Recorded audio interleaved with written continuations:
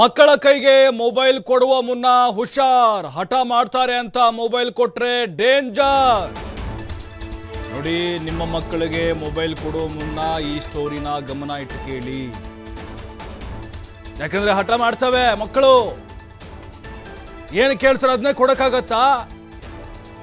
ಯೋಚನೆ ಮಾಡಿ. ಸೈಲೆಂಟ್ ಆಗಿ ಮಕ್ಕಳಿಗೆ ಒಕ್ಕರಿಸುತ್ತೆ ಟ್ರೆಮರ್ಸ್ ಡಿಸಾರ್ಡರ್.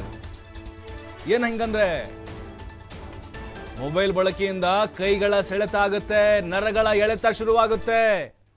ನೋಡಿ, ತೋರಿಸ್ತಾ ಇದ್ದೀನಿ ನಿಮಗೆ. ನೋಡಿ, ಶೇಕ್ ಆಗ್ತಿದೆ ನೋಡಿ.